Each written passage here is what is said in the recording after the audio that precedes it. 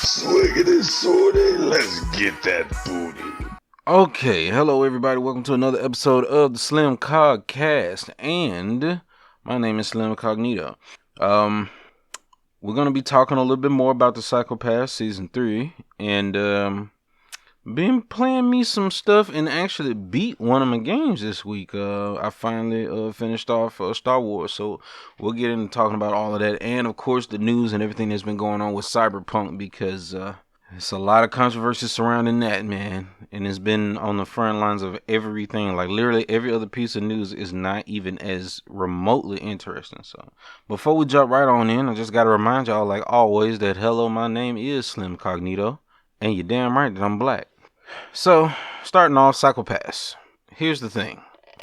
Psychopass is increasingly getting better in terms of exposition. Like, the writing is ramping up each season, and it's getting better and better and better.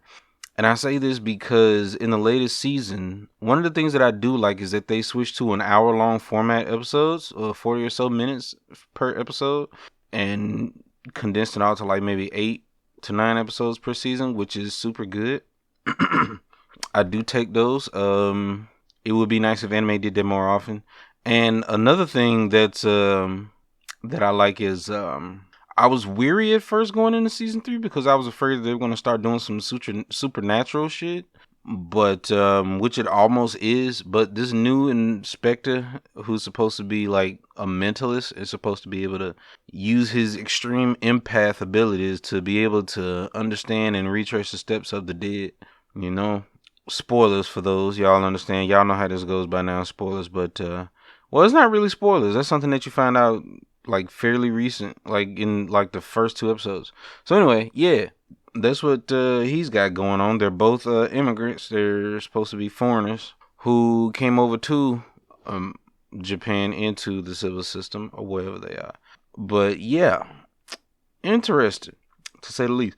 The new cast of enforcers are really growing on me. I really like their personalities. They're very different, very inviting to learn about, you know, especially the scruff guy that was from the slums. I kind of like him a lot. And the older guy who was supposed to be a part of some family where they deemed him a failure or whatever. Yeah, he's pretty cool too after you get to know his story. It's like these characters look real basic anime character, you know what I mean, at first, but then after some time you're like, oh, okay.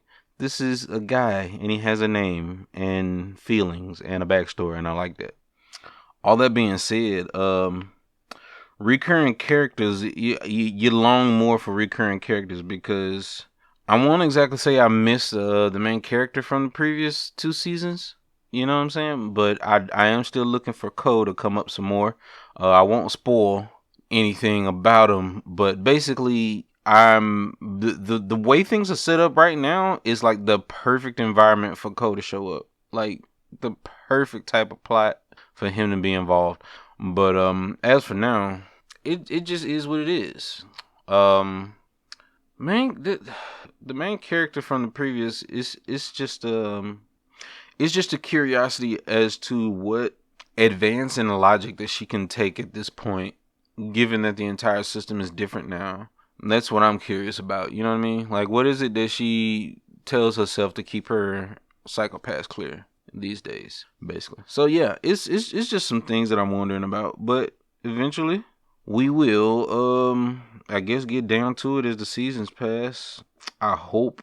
But now that I'm more invested in these, I guess you could say there's these 2 new main characters that I'm not sure the curiosity to learn about the whereabouts in the current status quo of the previous is as strong as I have adapted to the new ones. But I do respect the fact that they showed her growth very well, but they did it gradually and carefully. They didn't mess it up. She feels like a real woman learning about a different side of life under this job. You know what I mean? Under the mental stress. Whereas the new chick from the previous season, it's like she became the biggest Sybil system fanatic now, and it's weird. It's like they skipped a few steps in her her logical output, like her outlook on things hadn't really been fully explained, or how she got to where she is now has been explained.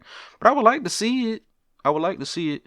Now she just jumped up and became the new HBIC, and I don't even know how we got here. You know what I mean? Like, tell me more about her. How did she deal with that trauma of what she learned about the civil system? Like, what's going on with her? You know, you can't make me care about a character and then just toss her to the side. You know, but then just put her in a nice position and be like, oh, okay. It's the Liara Tassoni effect that they did with the Mass Effect when they made her the Shadow Broker. It's like, okay, you Shadow Broker now, but now what? You know? So anyway, yeah, moving on. I am enjoying the season thus far. I think I'm only about halfway through. I didn't exactly binge it this week because some other things were on the list of to-dos, which segues perfectly into what I've been playing this week. So that was the anime segment. Let's jump right on over. This week, I've been playing me some Jedi Fallen Order, and it's been super good. I love the story. I won't spoil it. And the ending was astounding. I won't say astounding, but it was fitting. It was fitting. I would love to have a bit more. You know what I mean? If they would go ahead and workshop a sequel, that'd be awesome. And I've become accustomed to Cogcast. You know, not incredibly interesting of a character, but a respectable character nonetheless. Overall, I have to give that game a solid, like, it has its moments, and it's a little bit of jank, but no game is without it. But the platforming works, music is good, the ambiance is good, textures are great, graphics are great. Combat works. It ain't perfect, but it's perfectly simplistic, if that makes sense. So I'd give it, fuck it, give it a 9.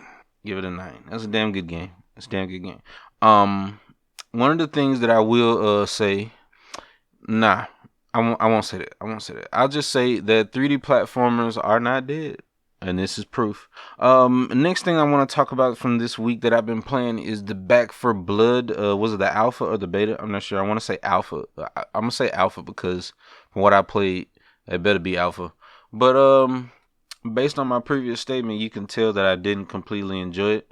Cause I got hyped when I saw the trailer at the Game Awards. I was like, "Yo, is this Left 4 Dead 3? Like, are they really doing this? Okay, Valve, good job, y'all actually pulling it out your ass for a change. Let's go." And it was Back for Blood, but it was made by the people who did Left 4 Dead. So it's like, okay, cool.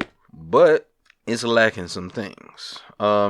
First biggest point is that I walked off a stage. I backed off of. Not a stage, but you know what I mean. Like I backed off of a cliff by accident while fighting some zombies, and the character just fell off and died. Now I don't know about you or if you know much about Left 4 Dead game mechanics, but there's supposed to be a point where you could just hang on the ledge and a teammate can pull you back up if you do walk off of a stage by accident. But this feature is implemented in this game, by the way, but it's not consistent, so I can blame that on it being alpha.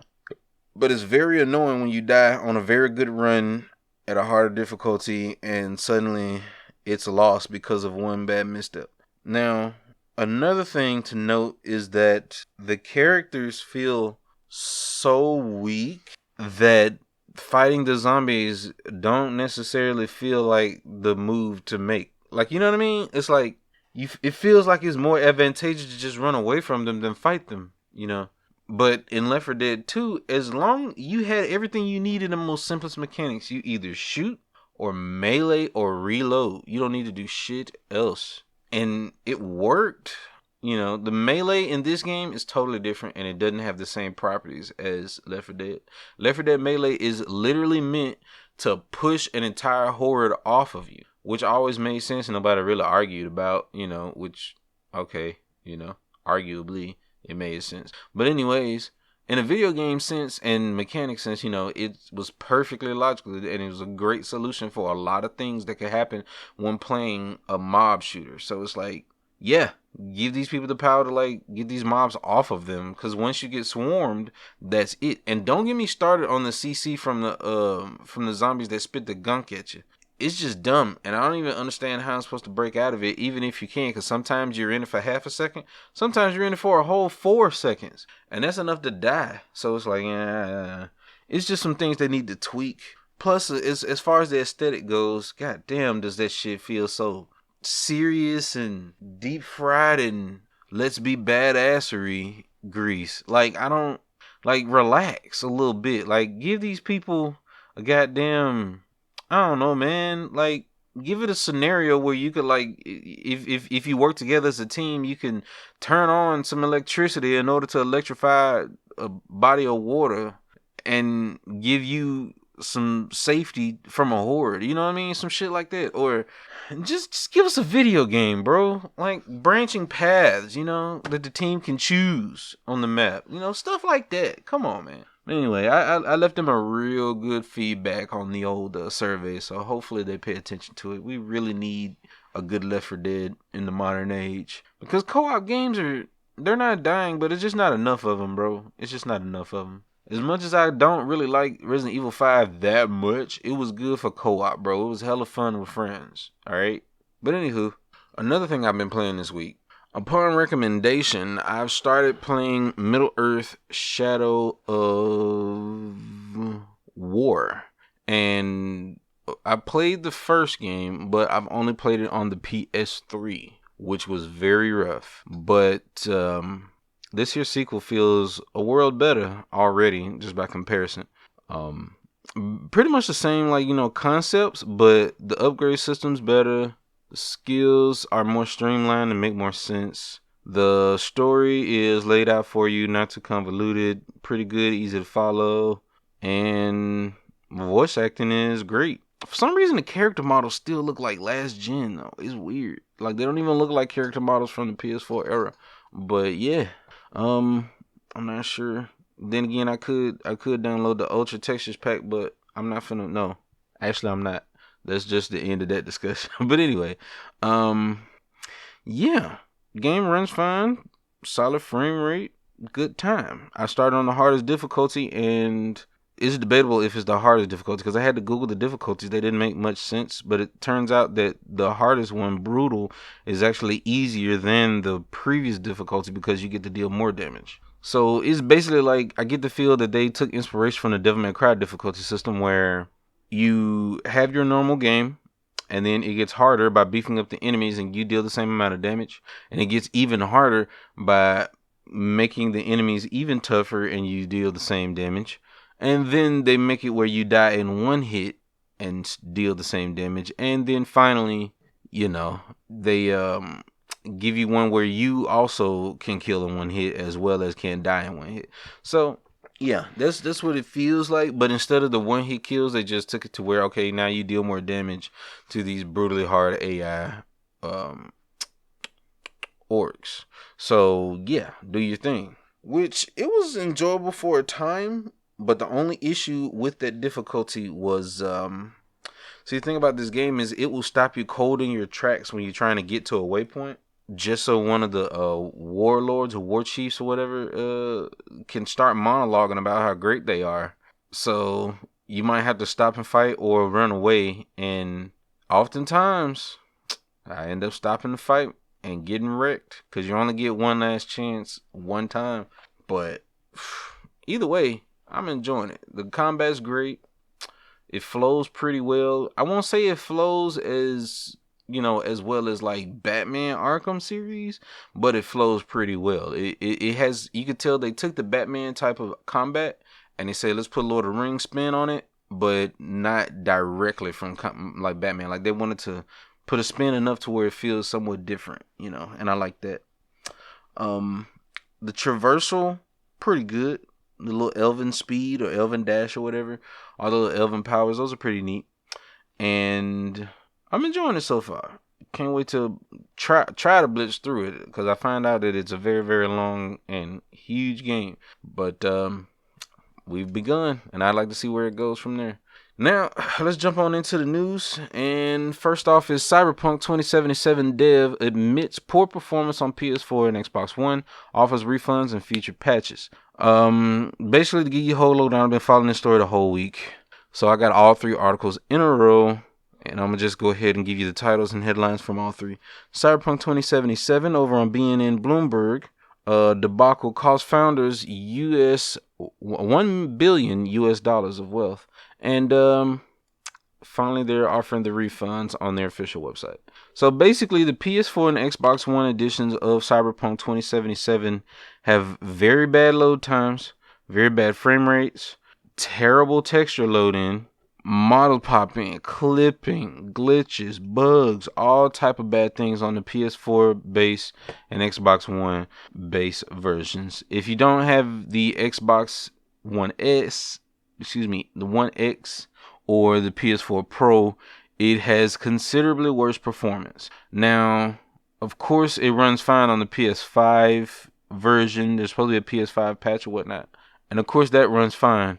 But as far as PC, there's been a lot of problems. I know some people getting like major frame drops, major frame limitations in the weirdest ways. Like I know somebody who has I think he has a 3070, and every time he would try to run the game in medium or high or whatever setting, even if he puts it on low setting, it would still limit him to like 50 something frames or 60 frames per second. And it's just a lot of glitches and bugs going around. Clearly is a testament to the fact that their R&D, testing group was not able to work to full capacity, and they were crunching to meet the deadline. And that's a shame, because now people have to meme about that saying by Shigeru Miyamoto even more. A delayed game can eventually be perfect, but a rush game is bad forever, in a sense. And it's not really, to that extreme to jump to, really, because it's actually a great game. I've been hearing it's actually pretty in-depth and fun. It's a lot to do, huge world, and pretty looking when it runs right. So this hits me pretty hard, because they're creators, they're artists, they're, audio producers, they're modelers, everybody else, they're coders. These people worked hard to put this game together, and it's not their fault that it's running like trash. It's literally because it was released on old hardware, way too old hardware, and the game, the problems that you're seeing now was not in their hands completely. Once it's done being coded and it's compiled for a playable, stable version, then from there they have to send that to the testers. And the testers have to let them know and report on these bugs so that they can, run back and fix it. But what this seems like is they sent it out to the testers, got the feedback from the testers, and then released the game after. It was like, go ahead and just work on the patch afterward, that type of shit. Because the shame in it is that CD Projekt Red is a good company in spirit, but the bigger they got, and because The Witcher 3 was so huge, they had to hire people on board who were good at business, and good at business is basically being a greedy motherfucker for the most part, which is release the PS4 versions despite the fact that they have retooled the game to run on new gen hardware. I wouldn't be surprised if there was a deal behind closed doors from, say, Sony and Microsoft in order to sell new console units of the next generation even harder, to incentivize people to upgrade even more, So now it's worldwide understood that newer games will not run as well as they older games on the base PS4 and Xbox One will not hold a candle to the PS5 and Xbox Series X. And now people know that by example. So who knows what's going to happen. Either way, it's a shame. There's going to be a lot of refunds going down, but at the same time, I got to look at it on both sides. People should have known better.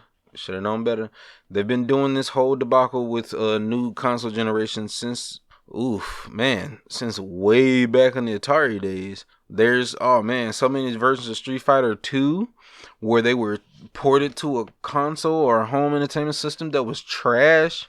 Oh man, I can't even you can't even imagine.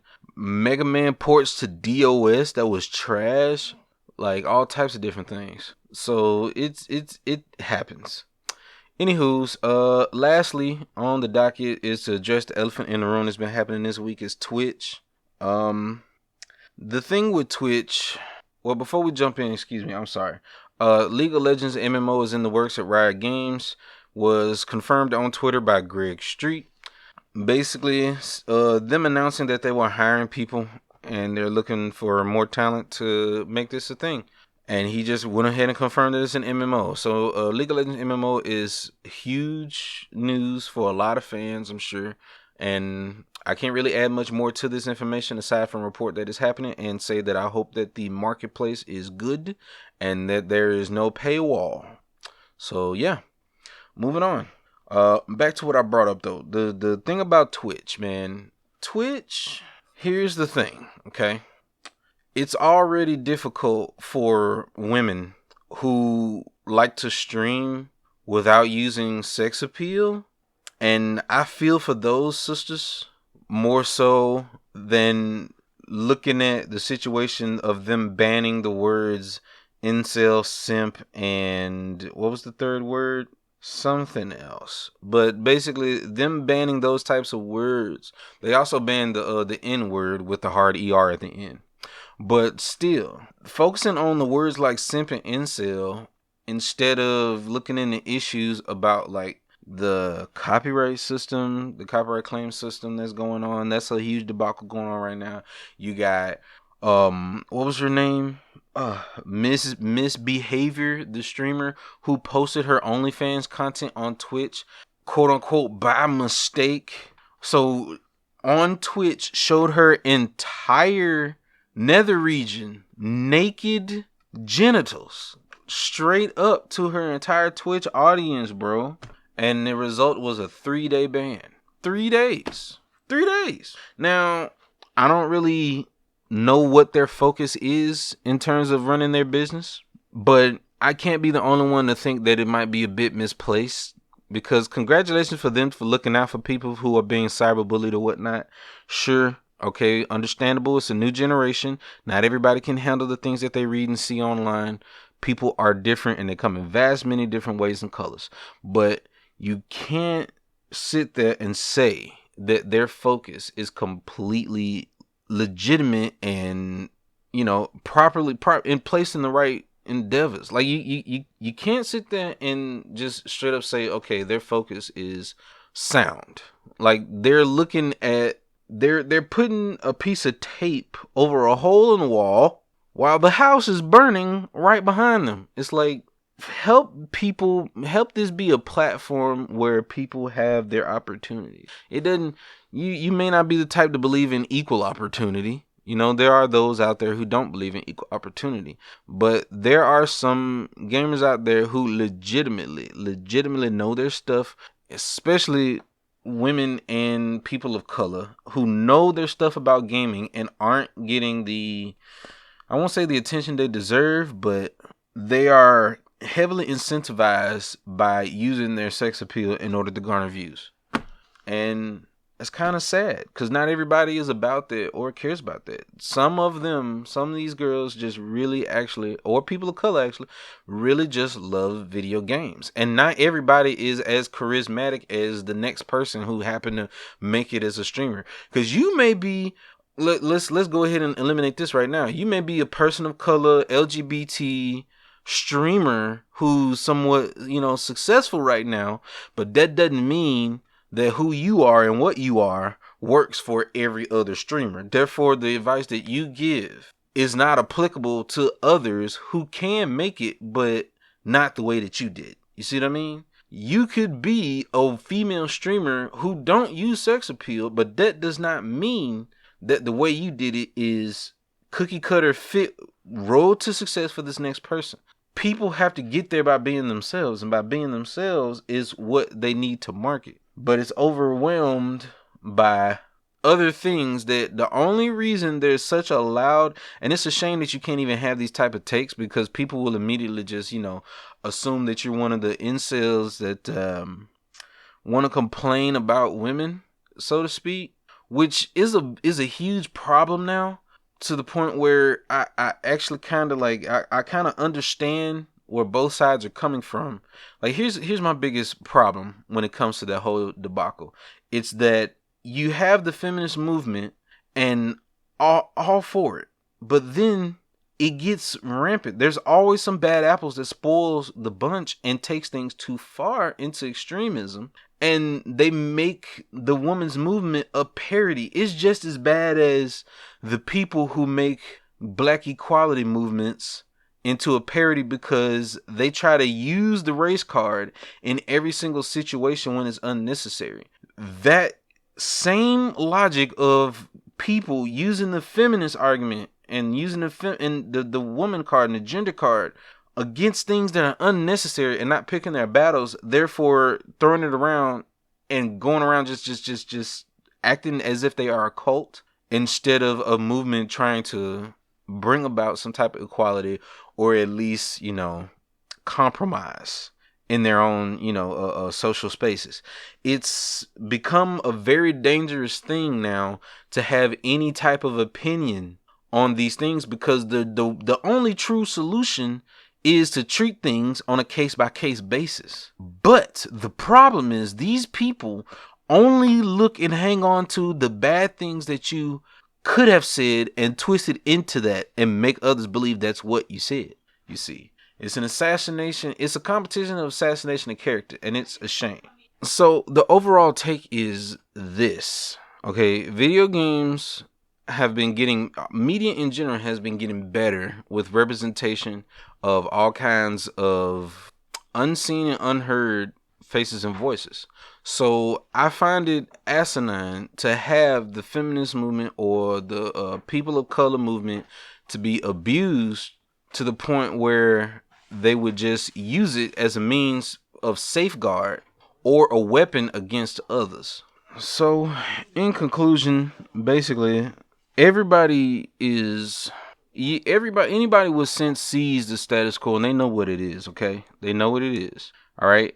I'm not gonna ally myself with every person of the LGBT because not all of them have the best intentions. Humans in general sometimes are completely selfish or are agenda driven. Same reason I can't just blindly ally myself with every single person of color because some of them are agenda driven. You cannot blindly align yourself with every it's just you have to look at things on a case by case because there's no one solution for every problem at all. And when going overboard trying to please one faction, knowing that it's impossible to please everyone, you end up making a monster that you cannot defeat in the end. The deity paradox. You have to let things either run their course or let them mitigate it amongst themselves on a case-by-case basis. But either who, these solutions are applicable in a perfect world. So we have to be the change that we want to see in order to make it there, right? Right. So in conclusion, y'all just stop being dicks and have the sense to notice when somebody is actually fighting for something righteous or just virtue signaling, okay? And at the end of the days, always remember the channel motto. Go ahead and check out the Twitch. We'll be streaming I started streaming some custom Robo. I wanted to stream Batman Begins, but it wasn't exactly. It didn't run that well. Let's just say. But we started custom Robo. It's going pretty well with very minor, glitches or whatnot, and enjoying it. A little bit of nostalgia right down memory lane. We might not complete. I'm not sure. I don't remember how long it is, but I'm not really sure if we're gonna finish it. But it's enjoyable. Also, I plan on streaming some. What else did I say I was planning on putting on the stream? I can't recall, but I'm gonna get to work on a small little Christmas special. I want to. I shouldn't even mention it actually, because I might not get it done. I hope I can for you guys. But just be on the lookout on some content. And last tidbit. One of the things that I've been that was hard for me to get over was doing face cam on stream. And the only reason that I got the confidence to even do so, I didn't even plan on getting a webcam. But the only reason I did is because I had to start doing Zoom calls and communicating with some people. But and doing some guest starring on podcasts. But to share my journey of growth with you all, I'm actually trying to work over the anxiety of streaming with Facecam, and it's not easy. But if it was easy, then everybody would do it. So yeah, we're rolling over into that, and we're gonna see about changing the direction of, well, not exactly changing direction, but adding a little extra to the channel. I've been wanting to do this for so long. I'm trying so hard to do this. I really am. But either way, always remember the channel motto: intentions are the most important. Actions ain't nothing but loud, and words don't mean a damn thing. Y'all go ahead and give me a subscribe or a like if you like the content, and give me some feedback in the comments, please. Let me know what I did wrong, what I did right. Am I wrong? Am I right? You tell me. I mean, the real purpose for discussing these things is to really have a forum where we could consider other point of view.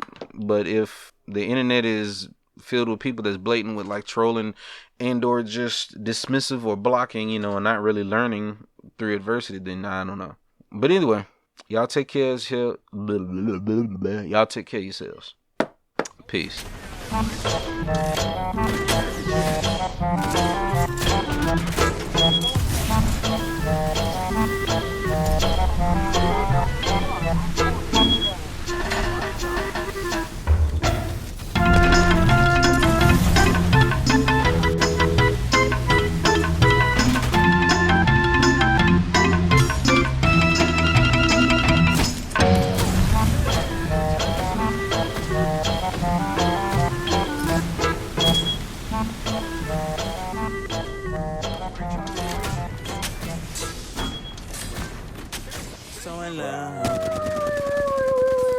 So in love, I'm in love. Don't leave it, it's my fault.